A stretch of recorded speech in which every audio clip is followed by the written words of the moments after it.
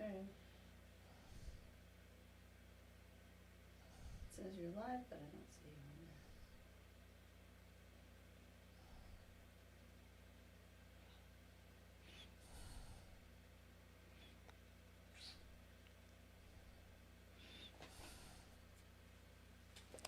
on I see me on there. there. You see you? Okay.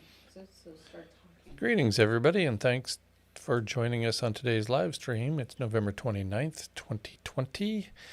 I'm Guy McPherson. This is the Nature Bat's Last YouTube channel. First, I'd like to welcome new members of the Nature Bat's Last YouTube channel. Hey Jude, thanks for joining. Jacqueline McKenzie, thank you as well. And Nancy Beeman. And I apologize for mispronouncing any of those names, or maybe even all of them. Although I think I got Hey Jude right. So I want to kick things off with a question. Greetings, everybody, and thanks for joining us on today's live stream. Okay. A question about our social construct and our march toward collapse. Is individual privacy the problem, the underlying root problem of all that follows? When we lived in bands, in tribes, in villages, we knew everyone, and everyone knew us, and everyone knew what everybody was doing. It was next to impossible for individuals with family problems or even with sociopathic tendencies to escape notice. Everybody knew everybody, and everybody knew everybody's business, even before business arose. When couples had issues, when individuals had issues, everyone knew about it, and everyone can participate in helping. And there was an advantage to participating in helping, because if you live with people, you want those people to be emotionally and physically well. You are depending upon the village, the tribe, the band. When sociopaths began drowning their pet wolves, everybody knew, and they could take measures to remove that person from the group permanently. Nigerian author Chinua Achebe's book, Things Fall Apart, provides some ideas about how these measures were employed. And there are other examples from indigenous cultures as well, such as the Inuit, in which an elderly person who felt like they were no longer contributing to the community would just walk into the night and experience hypothermia and die. With the rise of global population, with the development of civilizations all around the globe, came isolation, invisibility, privacy. People could do things that most of the individuals in the group didn't have any idea what a certain person was doing. People could do horrifyingly obscene things without being seen, without being caught at doing terrible things. So, my question is, has our personal privacy become the biggest problem we face? Our own personal privacy. And I'm not suggesting there's a way around it at this point. Once we had enough people that some people could notice, once we exceeded Dunbar's number, people could begin locking up the food. And they did. And that's one of the signature characteristics of civilizations everywhere, is the ability to grow, store, and distribute grains at scale. In other words, lock up the food.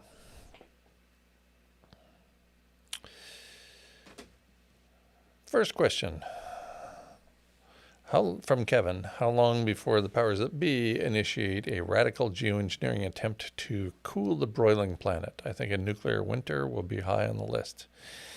I'm not much into hope, but I certainly hope that doesn't happen. I'm not, because I'm so out of touch with the powers that be, because I haven't been in those circles for such a very long time. All I know is that what they can do to me as an individual, and they're pretty much done with me. I've been removed from public service for the most part, which is why there are 81 people watching now, thanks to each of the 81 of you. But I don't have the kinds of connections that would allow me to predict, foresee, envision what anybody is going to do next at the level of society. So I think we have our own individual actions, how we act as individuals, that has always, in my opinion, has always been the most important thing that we can do. There's a lot of things over which we have no control. Jeff asks, what in your opinion the most confounding variable in determining human extinction? As example, I find mesopelagic biomass and its effect on the carbon cycle due to lack of data. Well, lack of data is certainly a pressing issue and a primary concern. There are large gaps in the record, even recently, with respect to greenhouse gas levels in the atmosphere, most notably methane. Part of that is because methane was not recognized until relatively recently, and by some people still not at all, as an important greenhouse gas. So it's not being measured at many places around the globe that have been measuring methane levels for an extended period of time. So the record is incomplete, to say the least. So I would say that lack of data is important. So that disrupts our ability to reach conclusions. There are others.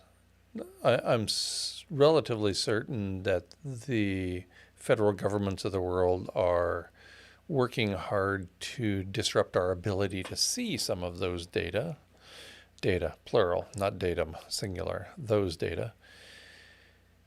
So we just don't have access to some information that we really ought to have. And at the same time, we have paid climate scientists who do not want to lose their privilege, and so they continue to lie by omission about the aerosol masking effect.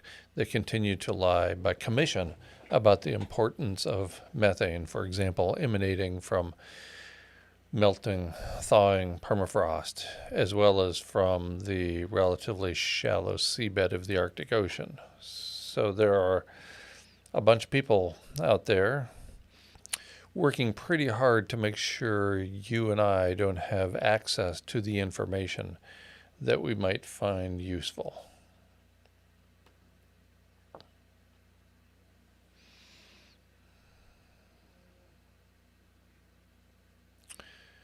Can I comment on the promise of regenerative agriculture? I think that the promise of regenerative agriculture might have been delivered had it started right after World War II, when the United States led the way in the exact opposite direction. We have been pursuing industrial agriculture, treating the soil as a sponge that we could renew at will for such a long time that any promise from regenerative agriculture is too little too late at the global level. Global temperature rise has impacts on everybody around the world, not just individuals in certain locations, but everywhere. We are already losing habitat for human animals throughout the world as a result of wet bulb temperatures that are beyond what anybody expected, until 2100. So we're already on our way to losing habitat. Habitat has been lost in many places already. I don't think that problem is going to go away. I think it's going to get worse. We know lots of ways to rapidly accelerate the temperature of the planet. We know exactly 0 ways that have been tested to cool or stabilize planetary temperature. So that's problematic. Black background makes guy look even gloomier than usual. Well, That must be a step in the right direction. Notice Trent Black likes it. Of course, Trent Black likes it. We'll just call him Mr. Black from now on.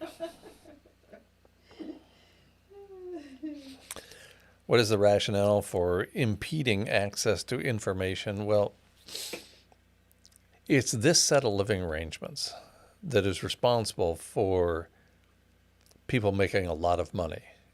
Yes, it's also responsible for a large number of people to make a little money, but it's imperative to maintain this set of living arrangements, this patriarchal, uncivilized civilization for which the profits begin at the top and quickly go down toward the bottom.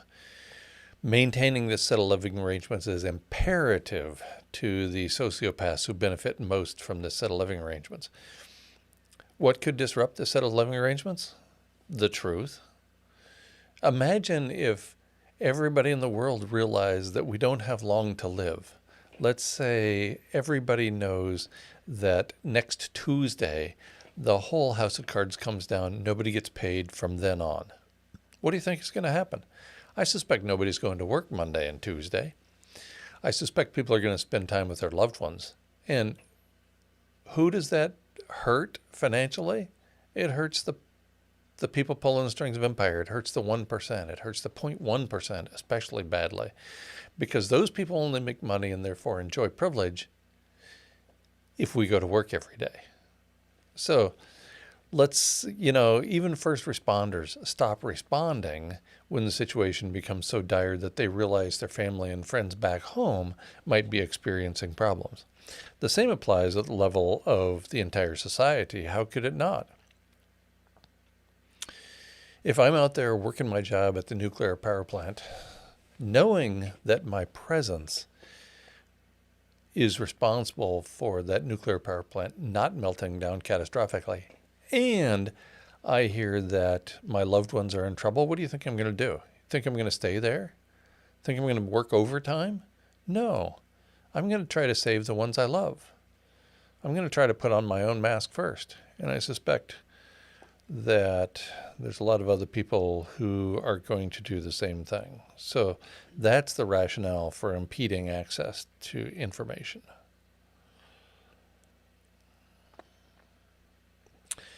Kevin suspects war with Iran is imminent. I suspect it is too. It was one of the big seven mentioned by Wesley Clark, I believe it was, way more than 5 years ago, when he said during the course of the next 5 years we're going to initiate wars with these 7 countries. And we pretty much chalked off everybody on the list. But Iran is still on the list. There might be one other country out there as well. I haven't kept up with that kind of information for a while. And yes, that would be particularly problematic for all kinds of petroleum products that we rely upon to keep this set of living arrangements together. And no, Beth, Russia will not stand idly by.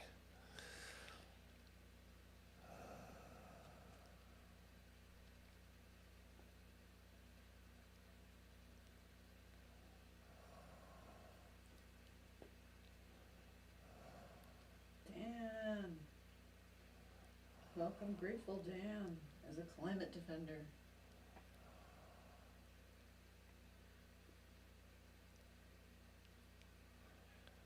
Thank you, Grateful Dan, for joining the Nature Bass Last channel as a climate defender. Welcome aboard.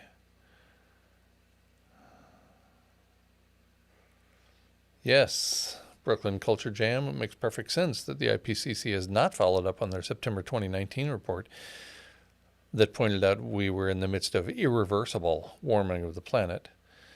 Where's everybody else? Everybody else is playing the same game as the IPCC is. Everybody else is maintaining their privilege and their paychecks by withholding important information. However, there have been a couple of recent counterexamples that I've pointed out. If only I could remember when. But there's this paper from Scientific Reports, an Earth system model shows self-sustained melting of permafrost even if all man-made greenhouse gas emissions stop in 2020. And it's not just melting of permafrost. The authors Randers and Goluke point out 3 different reinforcing feedback loops that have been triggered. So this paper from Scientific Reports was published online November 12th, 2020, and there are a few other examples popping up here and there. I mentioned these, that's right, in my approximately 18.5-minute video release called Warnings About Warming, I think. I think that's where it was. At Nature Bats Last, GuyMcPherson.com.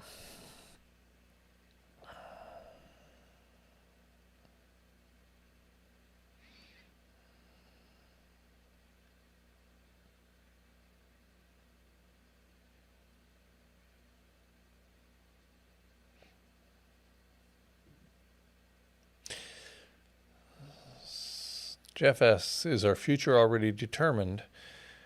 At some level it is. I mean, you know you're going to die, right? Everybody knows that. And yet almost everybody acts as if it doesn't apply to them. It just applies to everybody else. Everybody in my life is going to die except me. So at some point we do know that all living things die, that all civilizations collapse, that all species go extinct. But when it comes to our own individual lives, we don't act that way because that's really uncomfortable.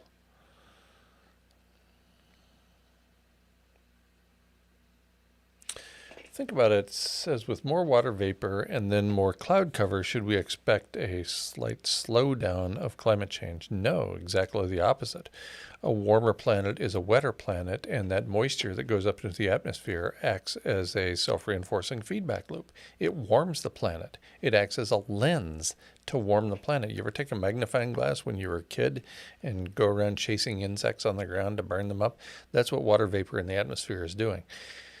As the planet warms, it evaporates more water, goes up into the atmosphere, warms the planet even more. So everything's going the wrong way with respect to cooling the planet. We should not expect a slight slowdown of climate change. We should expect an acceleration. As I pointed out in my long essay, Climate Change Summary and Update, roughly 5 or 10 years ago. So this is one of the many self-reinforcing feedback loops mentioned there. Please take a look.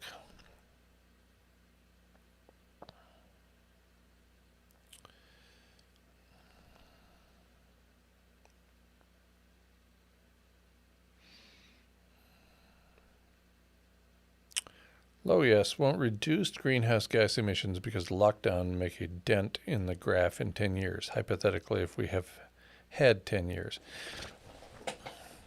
There has been no measurable reduction in greenhouse gas emissions as a result of the pandemic, interestingly enough. There's a minor decrease in greenhouse gas emissions, but completely insufficient to trigger any global loss of aerosol masking. And so I doubt there will be any global reduction in temperature that results 10 years from now or less. During the winter. Timing was really important too. As Pauline points out, the first wave of the pandemic came in the midst of winter and early spring, when biologically there wasn't much happening in the northern hemisphere. And the same thing happened, albeit this time in late fall, with the third wave. So we got lucky with respect to timing the pandemic so that it didn't coincide with abundant industrial activity, where the industrial activity is most commonly practiced in the northern hemisphere.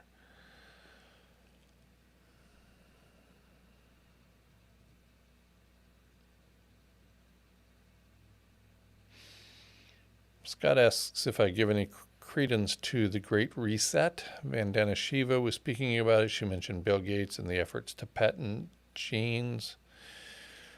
No. To think that Bill Gates and the other billionaires don't know what I know is absolutely ridiculous. How could they not?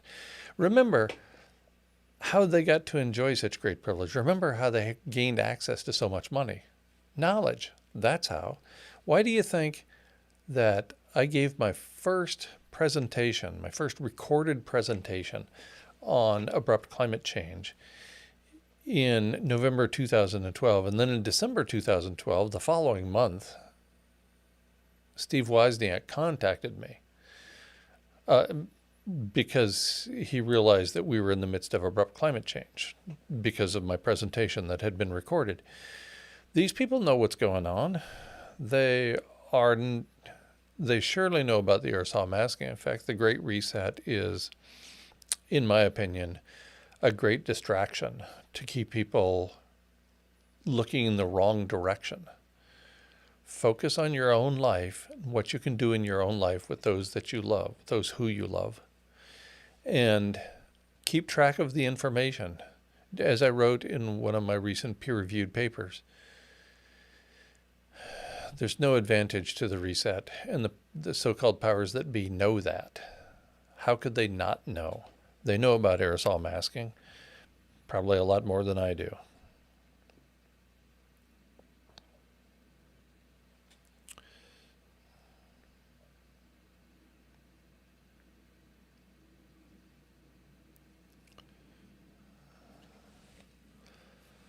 Grateful Dan asks, are we currently in the fastest accelerating mass extinction event ever known to humans? Absolutely, by about an order of magnitude faster than any previous extinction event, mass extinction event. So yes, hashtag winning, anybody? We're definitely driving this thing faster than the planet has ever witnessed in at least the last 2 billion years.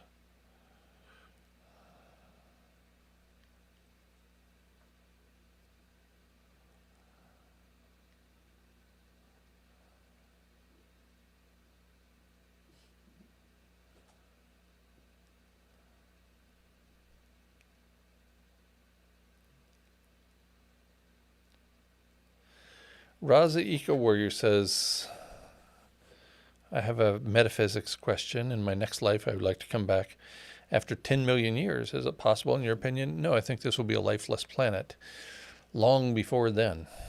Not only because of abrupt temperature rise, and as the paper in Scientific Reports from September 2018 or maybe October or November 2018 in Scientific Reports points out, a 5 or 6 degrees Celsius global average temperature rise causes the extinction of all life on Earth. That's one reason that we're going to lose all life on Earth, because we are proceeding at a very, very rapid rate of temperature beyond that 5 or 6 degree mark. And in addition, you have to bear in mind that nobody's going to take care of the nuclear power facilities. When they melt down in an uncontrolled manner, we soak the world with ionizing radiation. There's peer-reviewed literature indicating that that will cause the death of all plant life on Earth. Well, without plants, animals don't live either. So 2 reasons: rapid environmental change and catastrophic meltdown of nuclear power plants. Bam. No habitat, no humans, no life on Earth. Sorry, I'm not a fan.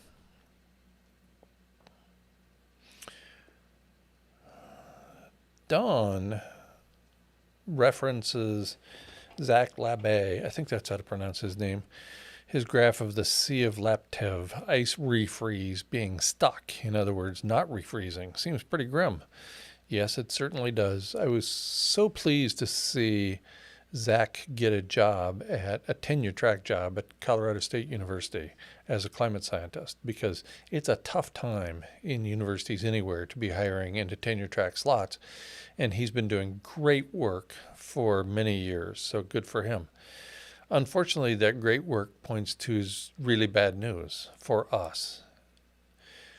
The delay and consequent slow refreeze of ice in the Arctic is particularly problematic, we'll say.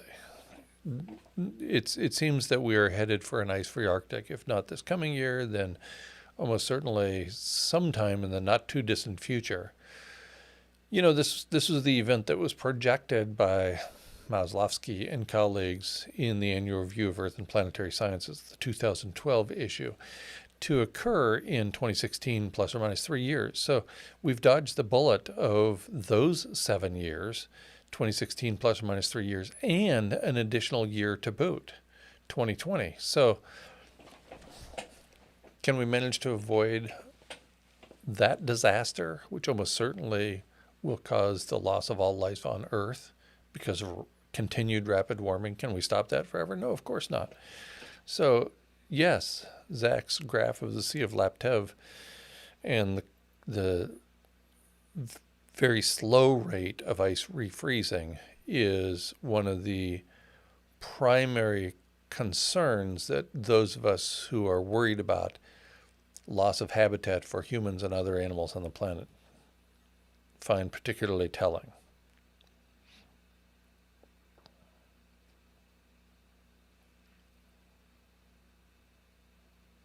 Thank you, Paul Howard, for joining as a climate defender. This is great to have, 5 people have joined today. So thank you, everybody. And thanks, too, to the, how do I describe the people who are already here? Not old people, not old-timers.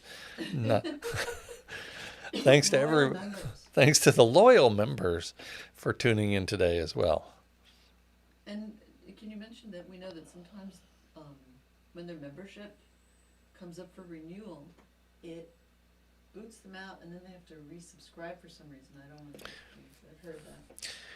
We have heard from a few people that their membership comes due or that it has been terminated, and so they need to sign up again. And people have had problems because the system says their email address is already in the system, and then they're trying to sign up again, and we don't understand what's going on either. So if you could just exhibit some patience, that would be much appreciated. The membership thing is in beta. And bear in mind that the membership program for YouTube is in beta mode. It's still being tested. Even YouTube doesn't have all the bugs worked out yet. So again, patience is in order. Raza points out that Pauline is more attractive than Guy. Well, duh. I like Raza. Raza has good taste. That's all I can say for that person.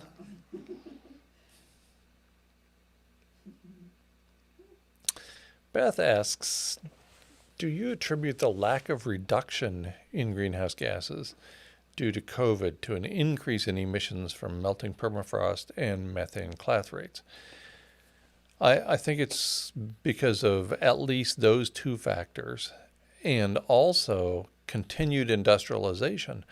Where industrial activity was slowed, it did so in relatively localized areas, sometimes regions, but they moved around the globe. So originally, of course, industrial activity slowed around Wuhan in China, but then within a few months, things had picked up there, and the reduction in industrial activity had moved to India, and then to Europe, and then to the northeastern United States, and then a relatively large area in Eurasia. But the reduced industrial activity was moving around to these various places and not impacting the whole globe. So I think greenhouse gases in total didn't decline very much at the global level. And there are these self-reinforcing feedback loops that we have triggered, like 5 or 6 dozen of them at this point. So that those self-reinforcing feedback loops indicate that the non-human part of the world is now driving the show. Great question. Has there been any update on Dr. Ye Tao's MERS project? Not that I have heard about, but we haven't been in touch for the last couple of weeks. I'm not sure what's going on. I haven't heard any new information since I introduced Dr. Tao for the presentation, what was that, a couple of weeks ago, for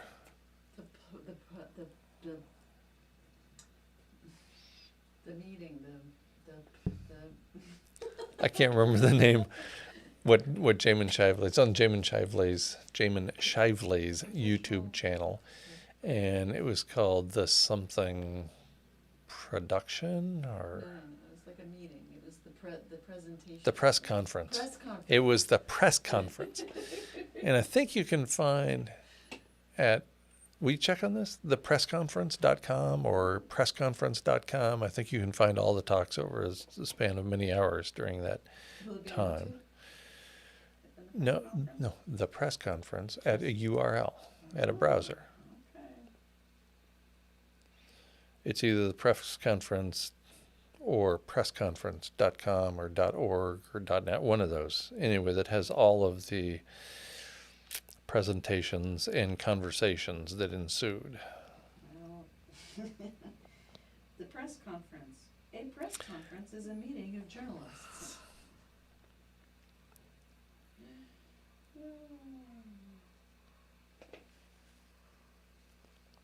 Osama asks, with latent heat of condensation, is increased water vapor and the associated feedbacks a major factor in polar amplification?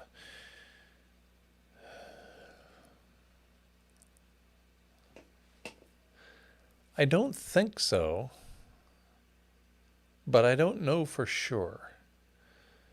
I think that the high humidity associated with, well, I don't know.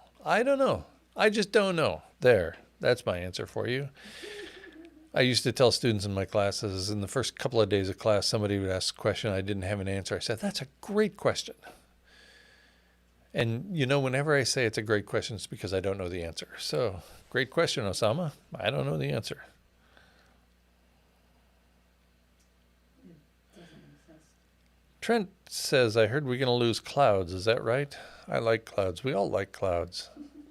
And the peer-reviewed literature indicates that when we get to, I can't remember what the level of greenhouse gases must be in the atmosphere, something like 2 times the 1750 baseline for carbon dioxide. That might be right, is the point at which the clouds burn off. But whatever that number is, whether it's 560 parts per million carbon dioxide in the atmosphere or its equivalent or whatever, yes, the peer-reviewed evidence does indicate that we're headed for a cloud-free planet in the not-so-distant future. And Kevin points out that Sam Cran has written about the loss of clouds at the Arctic News blog. And that alone, of course, is a huge feedback.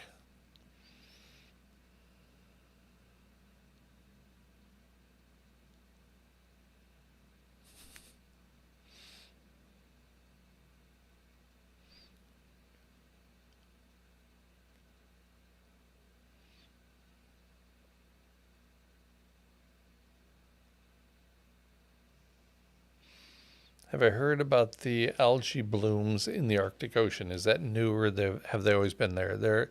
They've always been there at some level. I think what is being reported now is an increase in the number and magnitude of algal blooms. But I haven't been following that very closely. If anybody's willing to look that up, that would be awesome, because I'm sure the information is out there.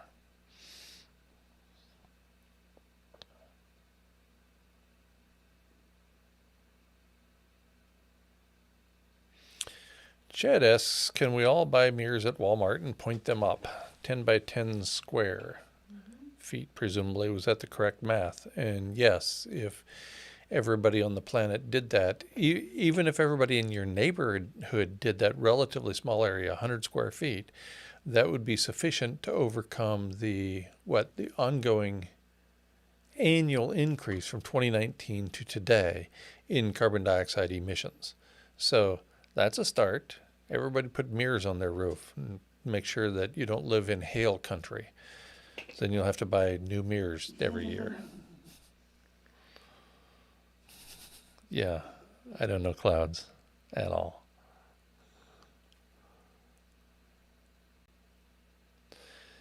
Jeremy asks, how is the wheat and corn harvest this fall?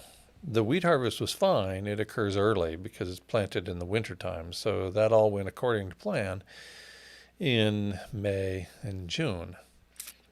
And I don't know. I haven't seen anything about corn and soybean harvests. Those are the crops that matter in the fall.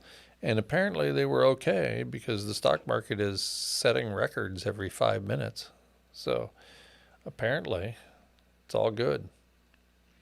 And in past years, when there's been a significant decline in corn and soybean harvest in the fall, the stock market has responded negatively, pretty abruptly. So apparently no bad news is coming as a result of crop harvests.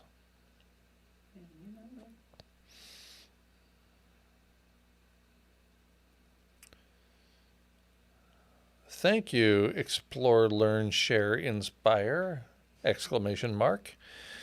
For joining at a relatively high level as a member of the Nature Bats Last YouTube channel. I very much appreciate it.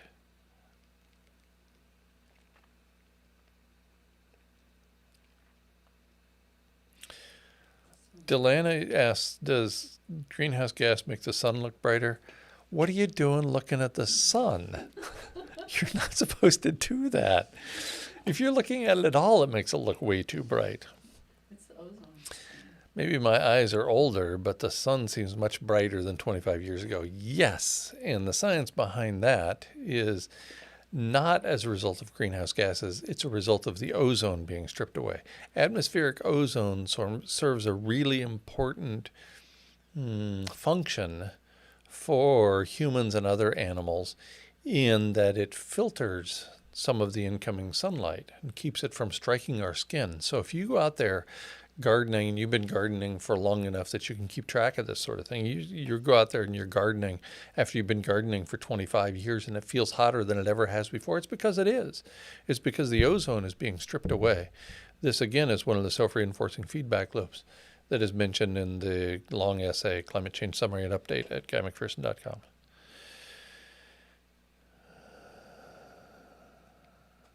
Solar panels with mirrors. I don't think solar panels work that way. I think they have to have the sunlight strike the panels rather than being reflected with the mirrors. So I think those have to be separate operations. Have you recently heard anything about ocean oxygen levels? Warmer water can hold less oxygen. Yes, that's absolutely right. And I haven't heard anything recently about oxygen levels. But I think we are seeing the response in the form of phytoplankton dying.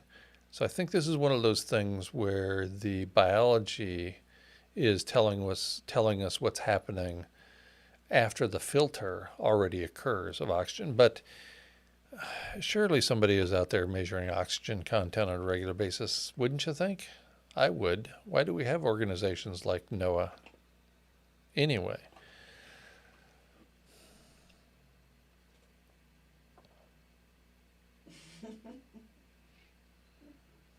Friends are having fun.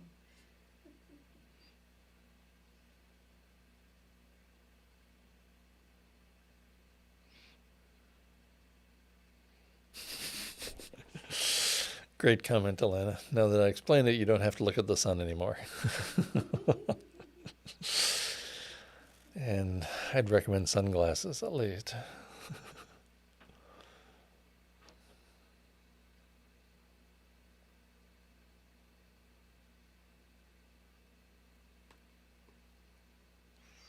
If you don't ask me any more questions, I'm just going to start talking again. And nobody wants that. You're far more chatty on the live stream than in the Zoom. Did somebody write that, or is that your That's me. observation? Pauline observes that I'm more chatty during the live stream than I am on the Zoom. Of course, because there's all those other people on the Zoom who are talking. They need to say something, yeah. Look how chatty they are here. They're all chatty. I know, I see they're all chatty. I don't know the paper, Lizzie Topper, by Francis and Wu. Can you please send it to me? can you include the link here or send it to me at guy.r.mcpherson@gmail.com?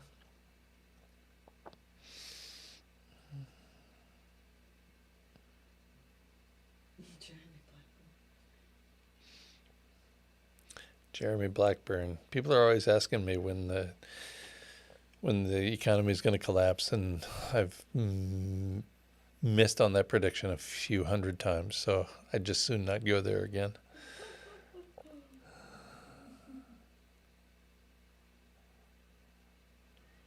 Thoughts on enhanced rock weathering,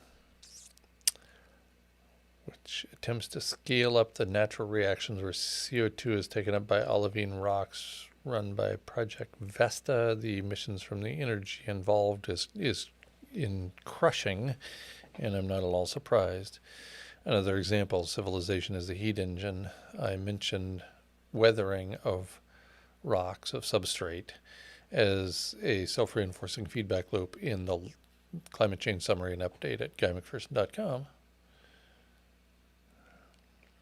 And I don't remember, because it's been so long since I looked at it, that I can't remember all the details.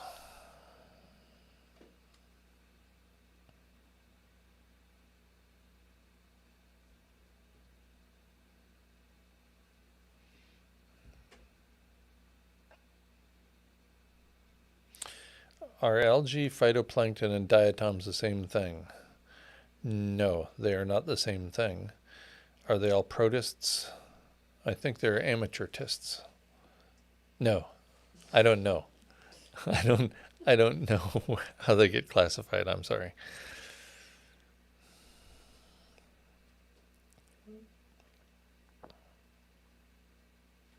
Any thoughts why there seems to be an extremely low percentage of the population realizing how critical to terminal the current climate situation is? Yeah. That's because of the long established, well-known link between corporate governments. Remember, we're in the midst of fascism. Between corporate governments and the corporations in the world. And this link has long been demonstrated. It goes back to the early 1900s. So more than 100 years, the corporate media have been working with the governments with respect to releasing information. You don't, you barely hear a minor, insignificant amount of information that really matters. Why do you think I was deplatformed? Why do you think there continues to be a major effort to remove me from public service? The defamation campaign that took me out some 3.5 years ago was truly effective. And it's done now, to the extent that I no longer have a significant audience, and I never will again. That's what happens when you tell the truth.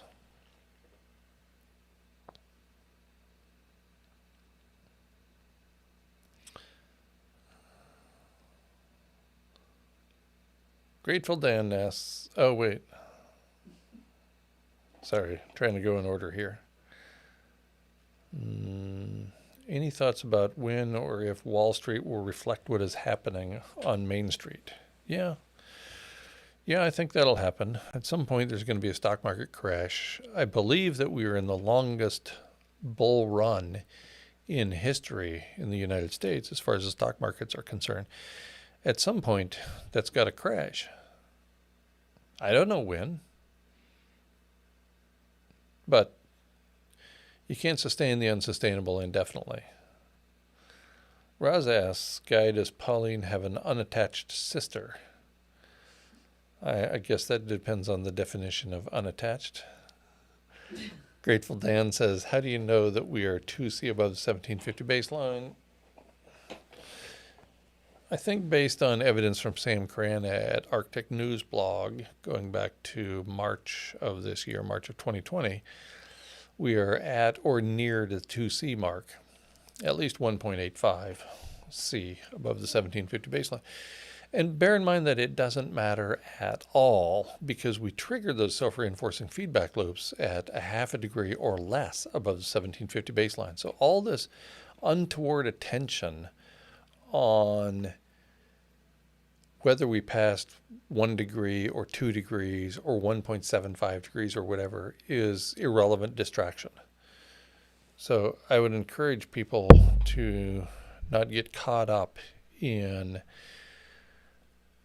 that the notion whether or not we have passed 2C. It's not worth spending time on.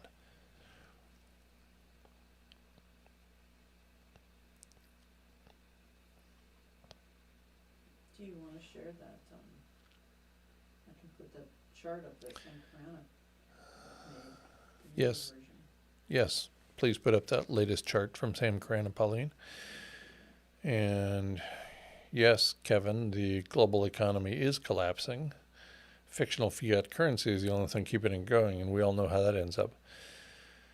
Scott says it does seem like we are losing krill in the ocean. That's been measured going back years, and the whales are responding accordingly. Again, this is one of the topics mentioned in Climate Change Summary Update at guymcpherson.com.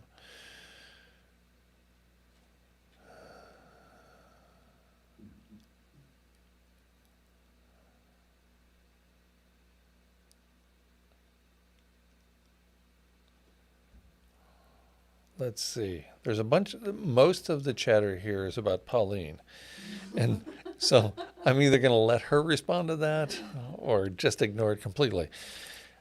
But I'm not going to respond to it because there's an occasional comment that actually is pointed my way. How's your relationship with Lord Shu are a dumbass? Not good. You know, I have a policy. Once somebody starts defaming me, they don't get to interview me anymore.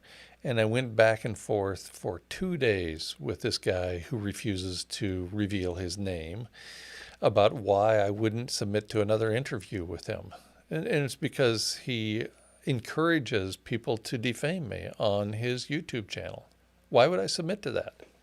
That doesn't make any sense at all. Do you think I'm stupid? You don't have to answer that, not here in the comment section. Kevin Hester points out that in 2 days, he and I will be interviewing Dr. Andrew Glickson from Australia Northern University. I think that's right for the name of the place. Central to the discussion will be the loss of sea ice and Kevin's contention it will trigger the collapse of the Arctic marine food web. Yes, I think that's right. Chad Carter says, are you Sam? Am I Sam? No. No, I'm definitely not Sam. I'm not nearly that goddamn smart. If I was half as smart as Sam, I wouldn't reveal who I am. Jesus. I've answered that question about 3,000 times, by the way. I'd say with 99% certainty I know who Sam Carana is. And I'm not going to give away who Sam Carana is because look what happened to me. I don't want people thinking that Sam Carana is a pedophile. I don't want people accusing him or her of that. I don't want people accusing Sam Carana of anything that Sam Carana is not doing just so that he or she will be deplatformed, as happened with me. And no, I'm not Sam. And yes, I wish I was. Wish I was that smart anyway. And no, Kevin Hester is not Sam Carana either.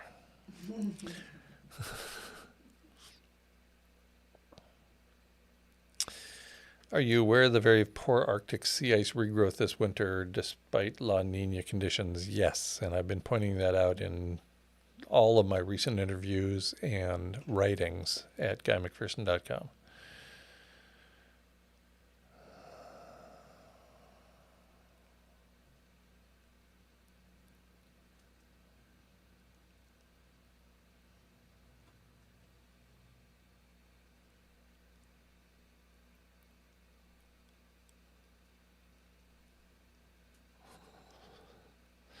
Thank you, No Representation, for joining as a knight of NTHG on the Nature Bats Last YouTube channel.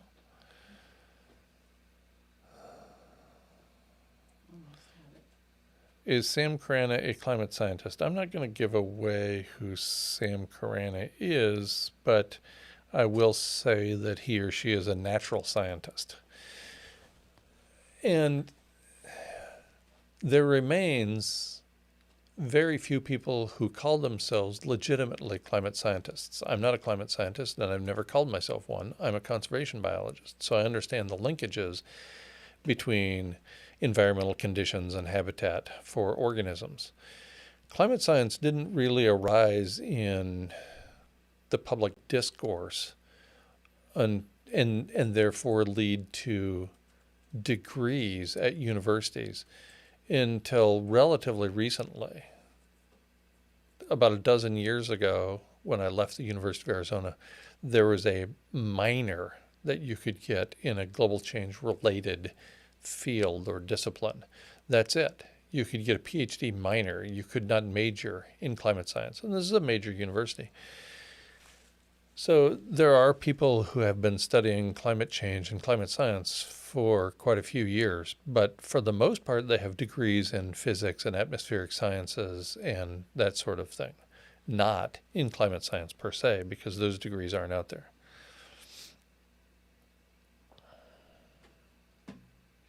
If we lose sea ice, doesn't that also result in more water being evaporated into the air and make more clouds? It goes the other way, no representation.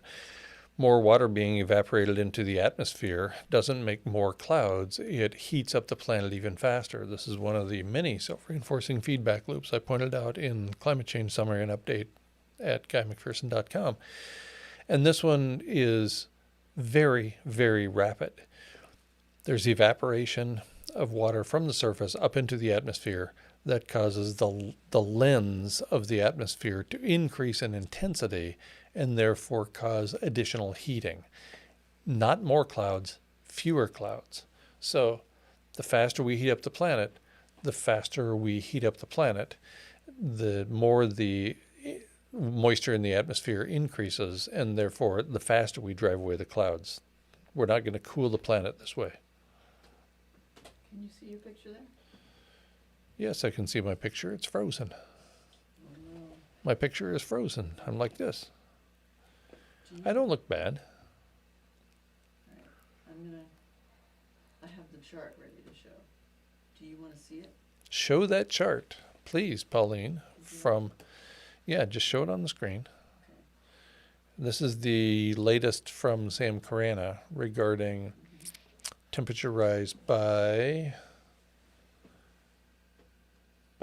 2026, by February of 2026, in which he indicates a 10 or 18 degrees Celsius global average temperature rise will occur by February of 2026.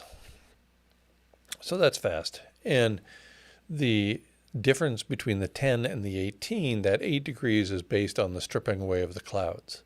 So Sam Carana apparently is uncertain whether those clouds will be stripped away at only a 10 degrees Celsius global average temperature rise above the 1750 baseline. I suspect that will be in the ballpark, that somewhere around 10 degrees Celsius global average temperature rise above the 1750 baseline, we will have sufficient temperature to strip away the clouds and therefore add an additional 8 degrees Celsius to the temperature of the planet. 18C temperature rise in a relatively short period of time, I can't imagine anything surviving that.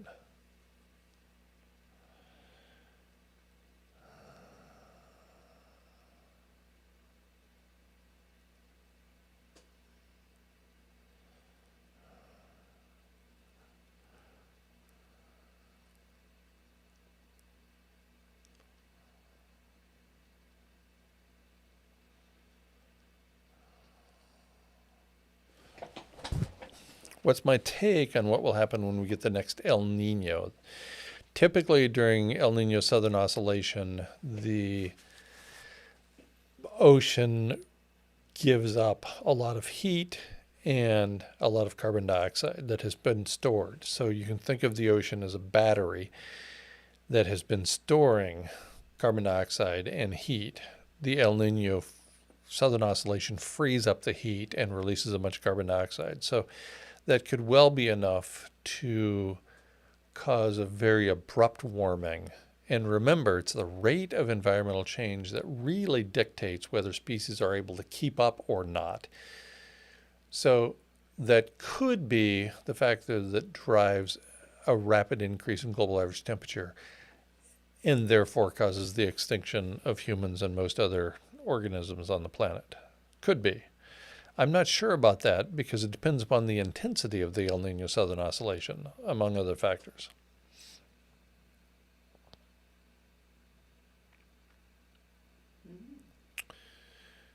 When will you interview Roger Hallam from Extinction Rebellion on NBL Radio? We already did, Grateful Dan, and I'm never going to do that again. Again, if you defame me, if you openly lie about me or to me, I'm not going to ask you to be on my radio show again. I think that's perfectly fair, and I think Kevin Hester would agree with me. We interviewed Roger Hallam. We told him repeatedly about the aerosol masking effect. He went out and continues to lie by omission about the aerosol masking effect. He pretends it doesn't exist. That's why Extinction Rebellion is still in the news, and why he continues to get, why corporate media continue to seek him out as a source and not people like Kevin Hester and me.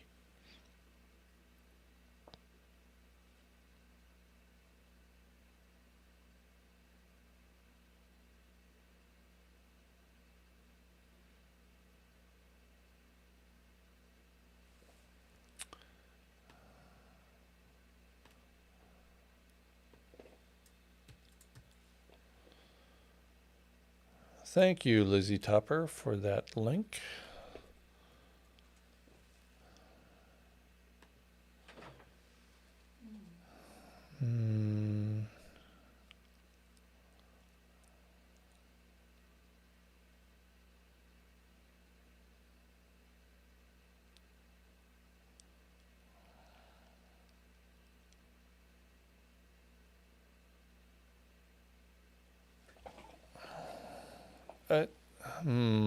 Mr. Extra 095 says, so adios in 2022 at 3 degrees. As I've pointed out repeatedly in videos and my writing at guymcpherson.com, the rate of change is what really matters, not the number, the rate of change. It could very well be that at 1.5 degrees our extinction was guaranteed. Will it occur at 3 degrees? I don't know.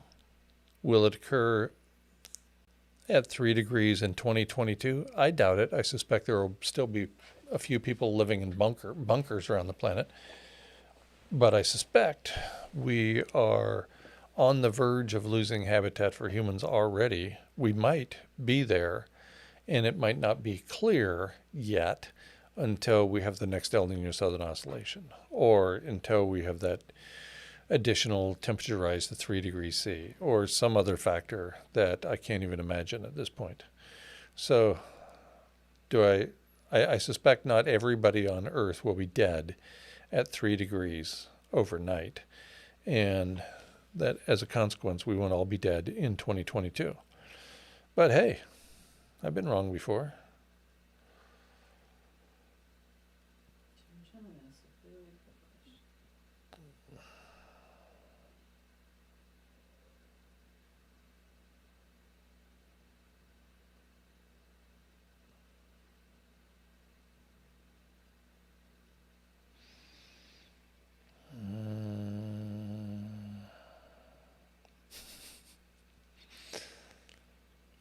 Joey says Sam has retracted that global average temperature chart. He put it up by mistake. It's from 2017 projections. He has replaced it. So apparently, I think this is the replacement one. Okay. Pauline says she thinks that was a replacement one. I don't know. But you can go to the Arctic News blog at, I think, arcticnewsblogspot.com and check it out yourself.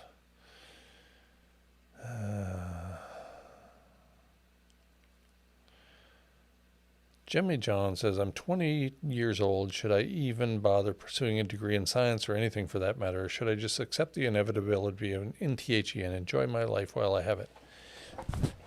I think you should always have been enjoying your life while you have it.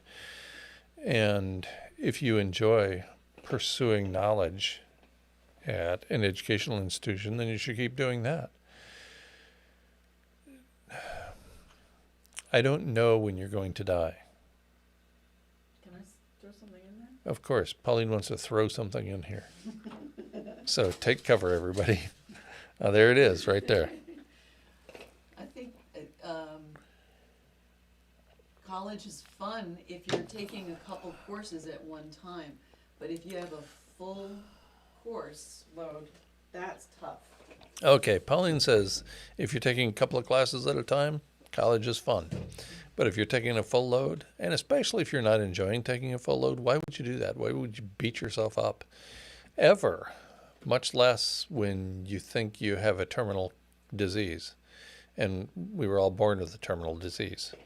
So, Tom Petty really nailed it. The waiting is the hardest part.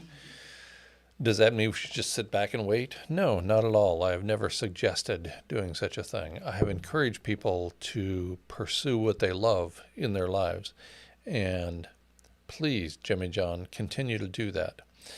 If you don't love going to school, then don't go to school. But on the other hand, we all got to make a living somehow. If that's what, quote, makes a living for you because your parents are willing to pay for your education or the state is willing to pay for your education, and you can enjoy yourself in school. I certainly enjoyed myself in school. Then go for it.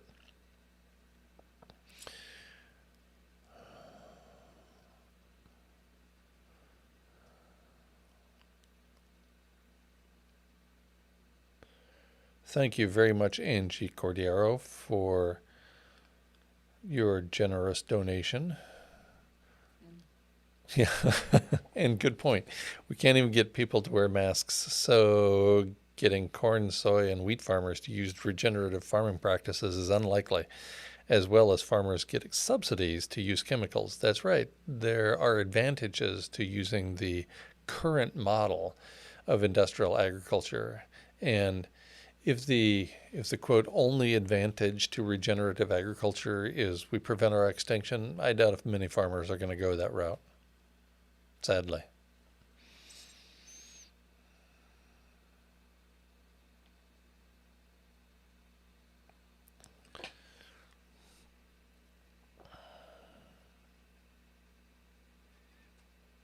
Guy looks 45. Raza Eco Warrior, I love you.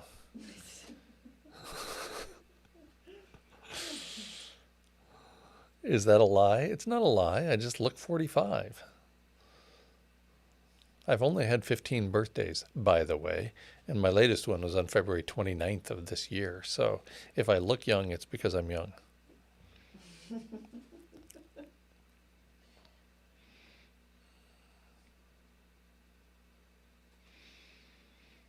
Yes, Kevin, I think you're onto something there when you write, I believe XR is controlled dissent. They are playing their part in controlling the narrative, knowingly or not, in my humble opinion. Yeah, wouldn't surprise me at all.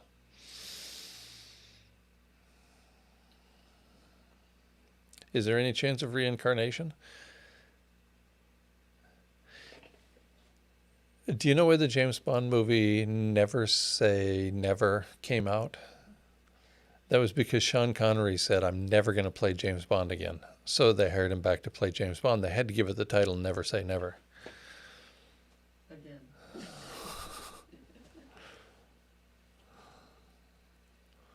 Is there any chance of reincarnation? As pointed out by the Buddha? Well, it would surprise me very much. But never say never. Again. As long as you have canned goods, you're still not going to be okay. You're still going to be immersed in ionizing radiation. You're still going to be surrounded by a dead planet. And if you want to go out, if you want to live a few years longer on a dead planet with no other species except you and your canned peaches, go for it. But that's not the life for me. And I invested a tremendous amount of money and privilege into creating a homestead that would have allowed me to live as long as probably anybody in the Northern Hemisphere. And I gave that up when I realized the full impact of the aerosol masking effect. So if you want to go that route, please, you're welcome to do so.